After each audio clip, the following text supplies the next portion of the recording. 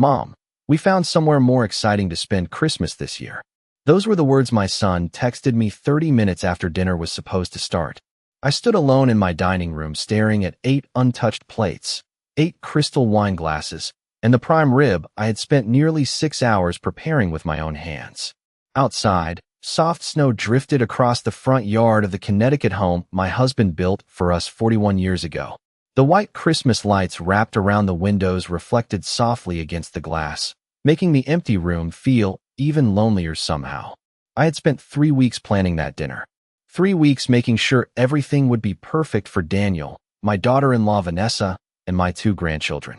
At 68 years old, I no longer moved as quickly as I once had, but I still climbed ladders to hang garlands over the fireplace because my grandson Ethan loved them.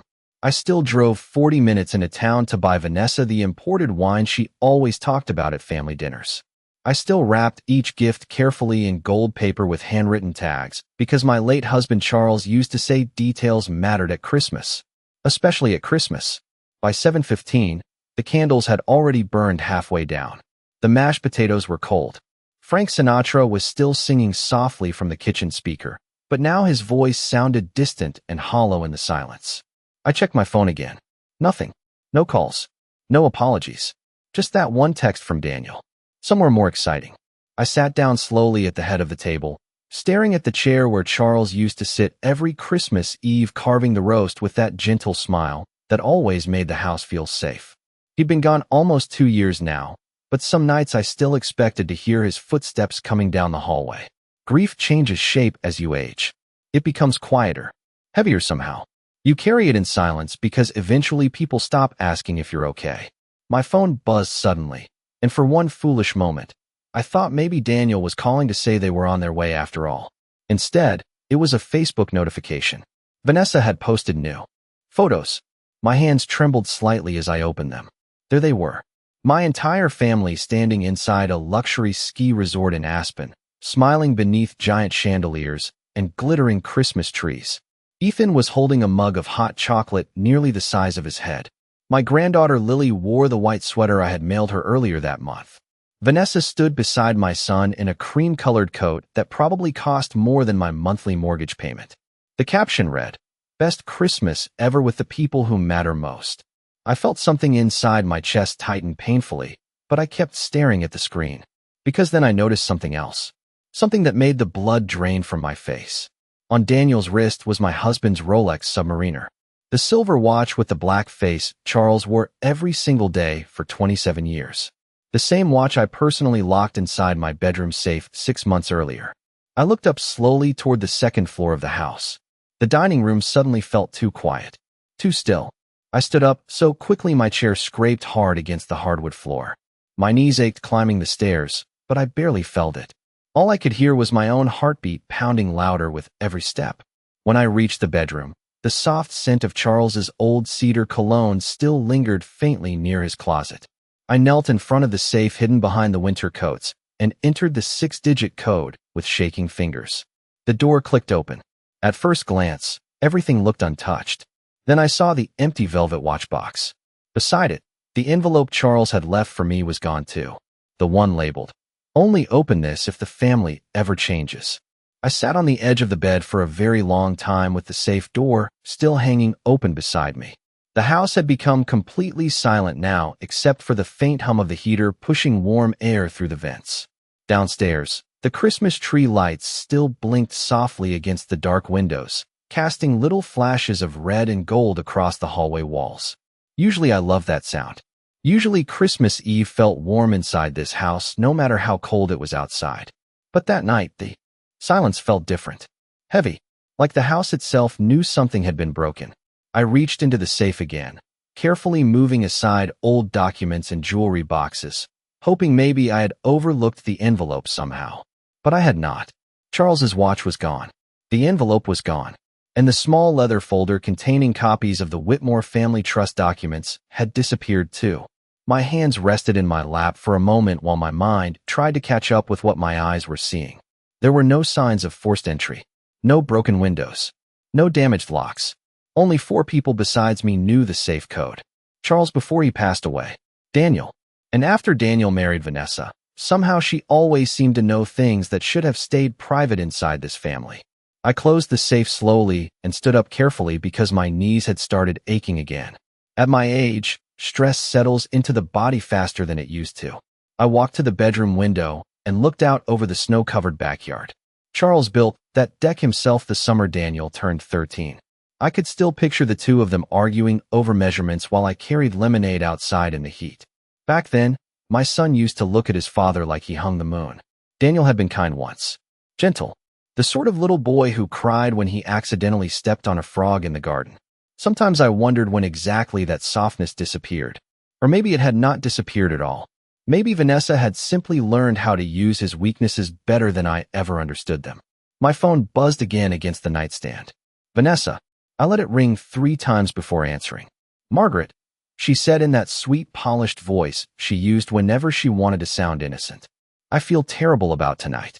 Aspen was supposed to be a surprise trip for the kids, and things just got so hectic. I said nothing.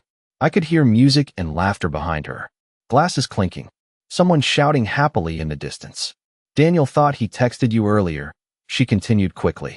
We never meant to hurt your feelings. Hurt my feelings. I stared down at the empty watch box still sitting open beside the safe. I see, I said quietly. There was a pause. Vanessa always became uncomfortable when conversations stayed too calm. She preferred emotional people. Easier to manipulate that way. Are you all right?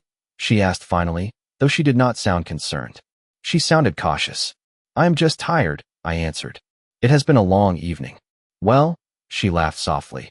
Next year we will make it up to you. Next year. As if families could postpone loyalty like dinner reservations.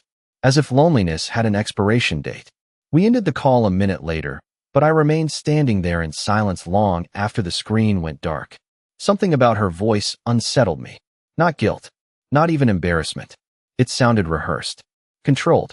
Like someone carefully reading from a script. Around midnight, another message appeared on my phone. This time it was a photo from my granddaughter Lily. She was smiling beside a giant Christmas tree inside the resort lobby, holding a cup of whipped cream-covered cocoa. Underneath the picture she had written, "Wish you were here, Grandma." I looked at that message for a long time before my eyes shifted toward the corner of the photo. Vanessa stood behind Lily speaking to someone out of frame. And hanging from her shoulder was my handbag. The dark green leather handbag Charles bought me for our 40th anniversary. The one sitting in my bedroom closet before they visited last weekend. I barely slept that night. Every time I closed my eyes, I saw Vanessa carrying my handbag through that luxury hotel lobby like it belonged to her. Around 3 in the morning, I finally went downstairs and sat alone beside the Christmas tree with a blanket wrapped around my shoulders. The fire in the living room had burned down to glowing embers, casting faint orange light across the hardwood floor. Charles used to wake up early every Christmas morning and make coffee before anyone else got up. He always said the quiet hours before sunrise were the best part of the holiday. Peaceful. Honest. I poured myself a cup from the kitchen and noticed my hands trembling slightly against the mug. It was not fear anymore. Fear had passed some time around. Midnight. What remained felt colder than that. Clearer. By sunrise, snow had covered the entire neighborhood in thick white silence. I walked through the house slowly, noticing little things I had ignored before. The missing handbag. The missing watch. The trust documents gone from the safe.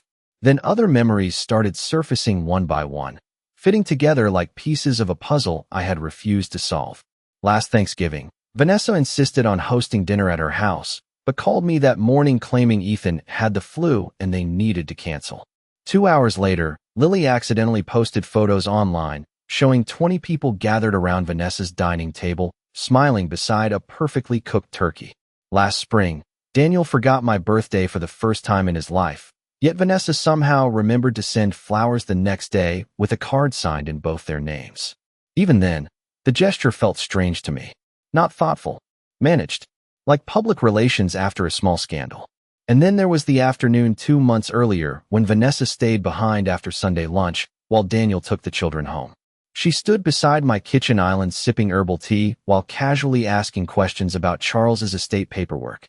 It must be overwhelming handling all those legal documents alone at your age, she had said with a sympathetic smile. At the time, I thought she was making conversation. Now I realized she had been gathering information. My phone buzzed again shortly after 8. Daniel this time. Morning, Mom, he said carefully after I answered. His voice sounded tired, distracted. Vanessa said you seemed upset last night. Upset? Such a small word for something this large. Did she? I asked quietly. There was a pause long enough for me to hear him exhale. Mom, come on. The Aspen trip was for the kids. You know how hard things have been lately. Hard. Daniel and Vanessa lived in a 5-bedroom house outside Boston with heated bathroom floors and a vacation membership that probably cost more than my first car. I stared out the kitchen window at the snow piling against Charles's old garden fence. I saw Dad's watch, I said finally. Silence. Complete silence. Not confusion. Not surprise. Just silence. Daniel. I repeated softly. Vanessa borrowed it for a family photo, he answered too quickly. We were going to return it. Borrowed it. From my locked safe.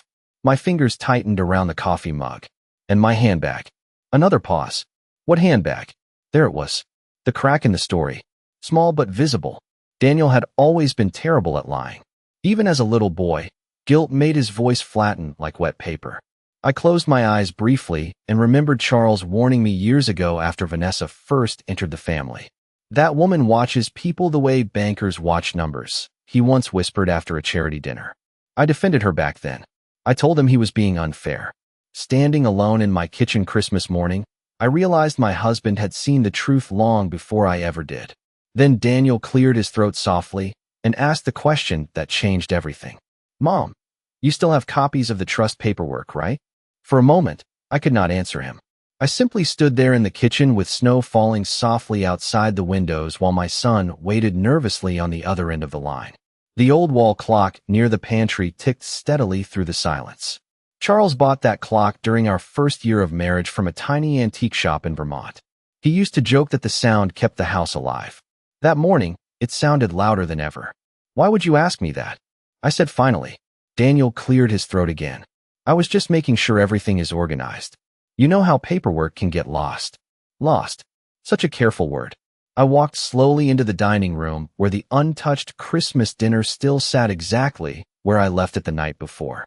The candles had melted completely onto the silver holders. The prime rib had hardened beneath its carving tray. 8 folded linen napkins remained untouched beside 8 empty chairs. I looked at the seat where Daniel should have been sitting and suddenly remembered another Christmas almost 20 years earlier.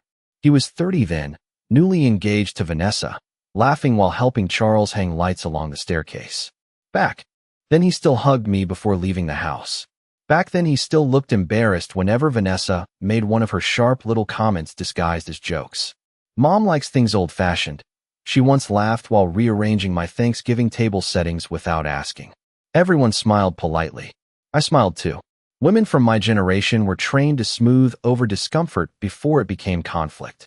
Maybe that was my first mistake. Mom, Daniel's voice pulled me back.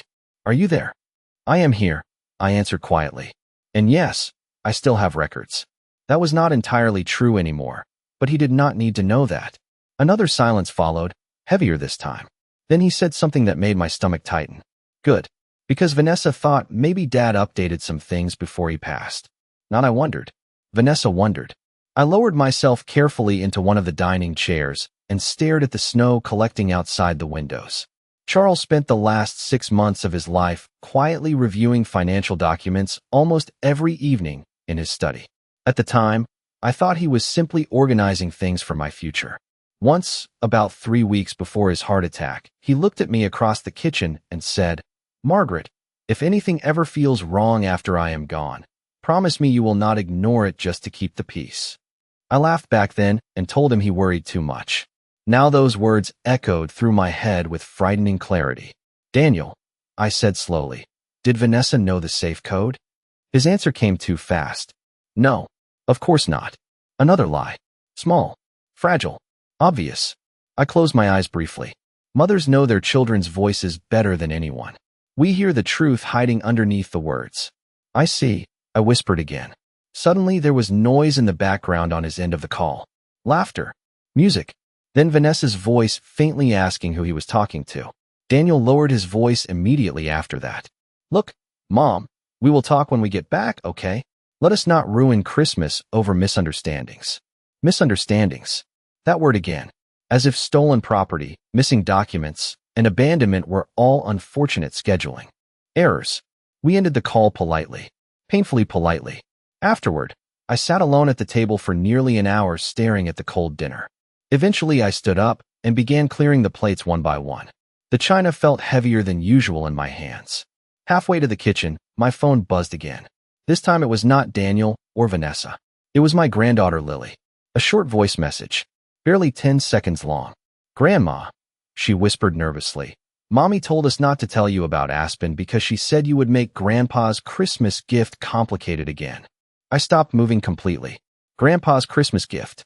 My eyes slowly drifted toward the empty space inside the safe upstairs where Charles's envelope used to be. The day after Christmas, the house felt colder than usual even with the heat running. I woke before sunrise and walked downstairs in my robe, passing the family photographs lining the hallway wall. In every picture, Vanessa stood perfectly posed beside Daniel with that polished smile that never quite reached her eyes. Looking at those photographs now felt strange, like realizing years too late that someone had been quietly rewriting your life while you were busy trying to hold the family together. I made coffee and carried the mug into Charles's old study. The room still smelled faintly of leather books and cedarwood aftershave. His reading glasses rested exactly where he left them beside the desk lamp nearly 2 years ago. I used to keep the room untouched because it comforted me. That morning, for the first time, it felt less like grief and more like evidence. I opened the bottom drawer of his desk and began sorting through old folders, insurance papers, and handwritten notes. Charles documented everything. Utility bills from 15 years ago, repair receipts, Christmas card lists. The man trusted paper more than computers. Around 9:30, my phone rang again. Vanessa this time. I let it ring twice before answering. "Margaret," she said warmly, almost too warmly. "Daniel told me you seemed stressed yesterday, and I just wanted to check on you." Her voice floated through the lines smooth as silk, practiced and careful. I could almost picture her standing in some luxury hotel suite with perfect hair and manicured nails wrapped around a glass of champagne while pretending concern for the woman she abandoned on Christmas Eve. "That is thoughtful of you," I replied calmly. "Well, family matters," she answered quickly. Then she laughed softly. "Honestly, I think the holidays have been hard on everyone since Charles passed." There it was again, that subtle shift. Every conversation somehow turned toward Charles's death, my age, my loneliness. Vanessa always spoke like someone gently preparing another person to step aside. "Lily mentioned a Christmas gift from Charles," I said quietly. The line went completely silent for half a second. "Small, but enough." "Oh," Vanessa answered carefully. "The children were probably confused. You know how kids misunderstand things." I looked down at the old leather planner resting open on Charles's desk. Inside, tucked between 2 pages, was a folded yellow note written in his neat handwriting. "If Margaret ever asks about the Hartford account, bring her everything immediately." Signed beneath it was the name of our attorney, Richard Bennett. My heartbeat slowed instead of quickened.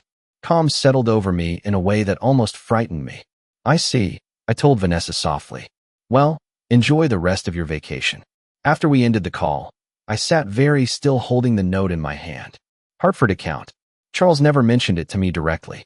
That meant he hid it intentionally. Not from me. For me. I reached for my phone and searched Richard Bennett's number. He answered on the second ring, his voice older now, but still steady. "Margaret Whitmore," he said warmly after I introduced myself. "I have been wondering when you might call." I closed my eyes slowly. "You knew?" I whispered. Richard was quiet for a moment before answering carefully. "Your husband asked me to watch certain things after his passing, especially concerning Daniel and Vanessa." My fingers tightened around the edge of the desk. Outside the study window, snow continued drifting softly across the backyard. Everything looked peaceful, beautiful even. Yet sitting there inside Charles's office, listening to our attorney speak in that measured tone, I began understanding something terrible. My husband had not simply prepared for his death. He had prepared for betrayal. Then Richard said the one sentence that made my entire body go still. "Margaret," he said gently, "before we discuss the missing documents, there is something you need to know about the trust Vanessa believes she controls." My grip tightened around the phone as I sat alone in Charles's study listening to Richard Bennett breathe quietly on the other end of the line. The grandfather clock near the bookshelf ticked steadily behind me, each second stretching the silence tighter inside my chest. What do you mean she believes she controls it? I asked finally. Richard exhaled slowly before answering. Margaret, your husband amended the Whitmore family trust 8 months before he passed away. Daniel never became primary controller of the estate. I stared at the snow drifting outside the study windows while his words settled over me. Then who did? I whispered. You did, Richard answered gently. And there are conditions attached. For a moment, I could not speak. My eyes drifted across Charles's desk, toward the framed photograph of the two of us standing beside Lake Champlain during our 40th anniversary trip. He had one arm wrapped around my shoulders, and that same calm expression he wore whenever he already knew something I did not. Suddenly, I understood why he spent so many nights quietly reviewing documents in this room after Daniel married Vanessa. He had seen danger approaching long before I did. There is more, Richard continued carefully. Your husband included a protection clause. If any beneficiary attempted manipulation, coercion, theft, or isolation against the surviving spouse, their inheritance rights could be suspended immediately pending legal review. My hand covered my mouth slowly. Isolation. Charles had written isolation into the trust.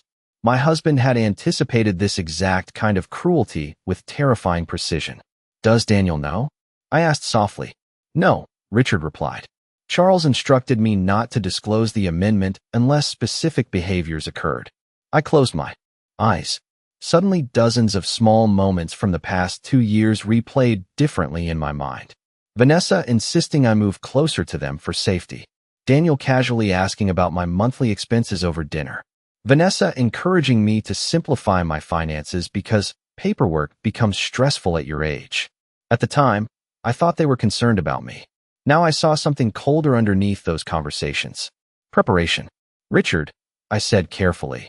The trust documents were taken from my safe. He became very quiet. Then they are likely searching for the amendment, he answered. But they will not find the complete version there. My heartbeat slowed again. Calm. Heavy calm. Charles kept copies elsewhere.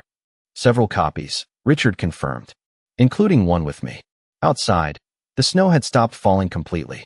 Pale winter sunlight stretched across the frozen backyard, making everything look deceptively peaceful. Richard continued speaking in the same measured tone he had used throughout our entire marriage whenever legal matters arose. Margaret, I strongly advise you not to confront them yet. I was not planning to, I answered honestly. And that surprised even me. 2 days earlier, I would have cried. I would have begged Daniel to explain himself. I would have searched desperately for misunderstandings because mothers are trained to protect the image of their children even when the truth cuts straight through them. But something inside me had shifted since Christmas Eve. The loneliness still hurt. The betrayal still ached like cold settling deep into old bones. Yet underneath that pain, another feeling had started growing quietly. Clarity. What happens now? I asked. Richard paused before answering carefully. That depends entirely on what they do next. After we ended the call, I remained seated at Charles's desk for a long time staring at the old family photographs lining the shelves. In every picture, I noticed the same thing now. Vanessa always positioned herself at the center. Between Daniel and me.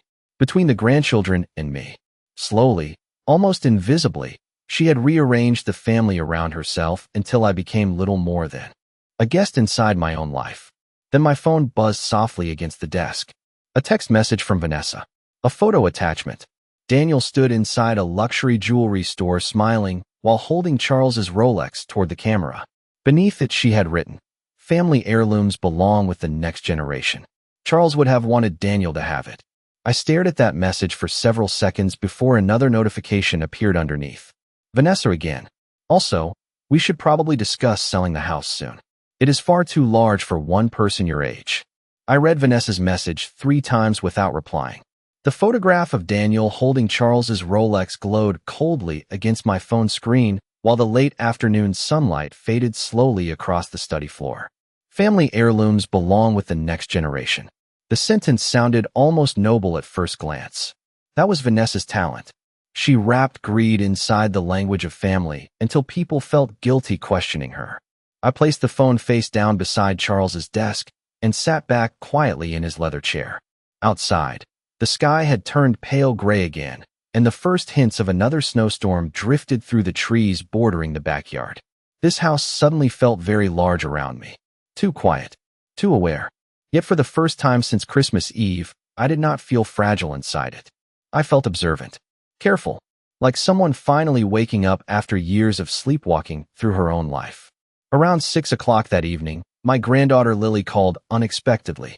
Her small voice sounded nervous the moment I answered. "Grandma," she whispered, "are you mad at us?" I closed my eyes briefly. Of everyone in this family, the children were the only innocent ones left. "No, sweetheart," I said gently. "I could never be angry with you." I heard her exhale softly in relief. Then silence settled between us for a moment before she spoke again.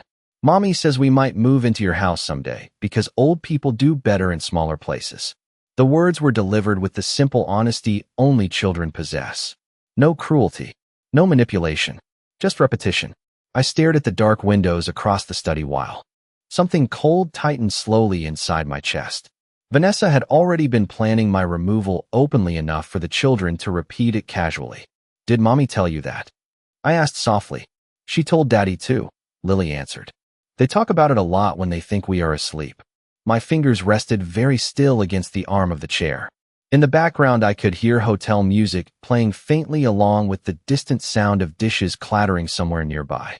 Then Lily lowered her voice even more. "Grandma." "Yes, sweetheart." Mommy was really mad because she could not find Grandpa's second envelope. The room around me seemed to freeze completely. Even the clock sounded distant now. "What second envelope?" I asked carefully. Lily hesitated. "I do not know. But Mommy kept saying Grandpa hid something important from her." Her. Not us. Not the family. Her. Before I could ask another question, Vanessa's sharp voice suddenly echoed faintly through the phone, calling Lily's name from somewhere across the hotel suite. Lily panicked immediately. "I have to go," she whispered quickly. "Please do not tell Mommy I called." Then the line went dead. I sat motionless for several seconds, staring at nothing.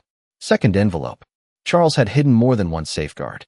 Slowly, I opened the bottom drawer of his desk again and reached deeper toward the back where old insurance folders were stacked neatly beside tax records. My fingertips brushed against something taped underneath the wood paneling.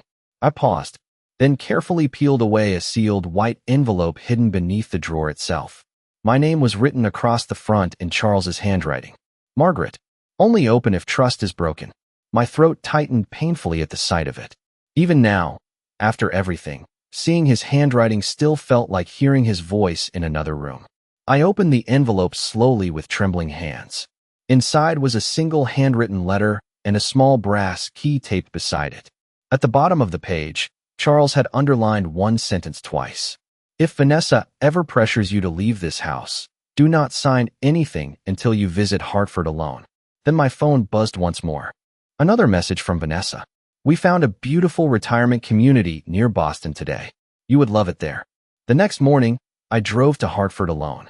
Snow lined both sides of the interstate in soft white banks, and the sky hung low and gray over Connecticut like heavy wool. I had not made that drive by myself in years. Charles usually insisted on driving whenever we visited the city together. He liked having control of the road, the music, the timing of every stop along the way. Somewhere near New Haven, I caught myself reaching toward the passenger seat to tell him something before remembering all over again that he was gone. Grief does not disappear with time. It simply learns how to ambush you quietly. The brass key rested inside my coat pocket the entire drive. Every time I touched it, I felt that same strange mixture of sadness and clarity settling deeper inside me. Charles knew. Somehow, long before Christmas Eve, long before the missing watch and the stolen documents, my husband had understood exactly what kind of woman Vanessa truly was. Hartford looked almost unchanged from the last time we visited together 5 years earlier. The old brick buildings downtown, the frozen river, the quiet streets still decorated with leftover Christmas wreaths swaying gently in the winter wind. Richard Bennett was waiting for me inside a small private bank near Main Street. He stood when I entered, his expression calm but serious beneath his silver hair and wire-rimmed glasses. "Margaret," he said softly, helping me remove my coat. "I wish this meeting were happening under different circumstances." I nodded faintly but said nothing. Words felt unnecessary now. Richard led me into a quiet office near the back of the building where a mahogany lockbox sat waiting on the desk. The brass key in my pocket fit perfectly. My hands trembled slightly as I opened it. Inside were several folders, a leather-bound journal, and one sealed video drive labeled in Charles's handwriting. For Margaret only. I stared at those words until my vision blurred slightly. Richard remained respectfully silent while I opened the journal first. Charles's handwriting filled every page. Neatly. Dates. Observations. Conversations. Notes about Vanessa stretching back almost 4 years. March 14th. Vanessa asked detailed questions about estate taxes during dinner. September 3rd. Daniel no longer discusses finances without checking Vanessa's reaction first. December 22nd. Margaret defended Vanessa again tonight. I pray she never learns why I worry. My chest tightened painfully as I turned each page. This was not paranoia. Charles had been documenting a pattern quietly, carefully, trying to protect me without destroying our family in the process. Then I reached the final entry written only 3 weeks before his death. If you are reading this, sweetheart, then I was right to worry. Please remember something important. Love does not require surrendering your dignity. Tears finally slipped down my face then. Silent. Heavy. I lowered the journal carefully onto the desk and looked toward Richard. What exactly did Charles leave protected here? I asked softly. Richard slid one of the folders toward me. The true controlling assets of the Whitmore estate, he answered. I opened the file slowly. My eyes scanned line after line of legal documents until one figure made me stop breathing for a moment. The Hartford holdings alone were worth over $12 million. Properties, investments, trust accounts, none of them accessible without my authorization.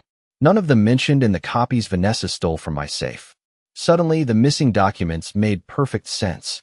Vanessa believed she had already found the entire estate structure. She had no idea Charles built a second wall around everything that truly mattered. Richard folded his hands carefully across the desk. Margaret, he said quietly, your husband instructed me to wait until you were emotionally ready before showing you any of this. I stared down at Charles's final journal entry while the room blurred softly through tears I no longer tried to hide. Then Richard slid the small video drive toward me. There is one more thing, he said gently.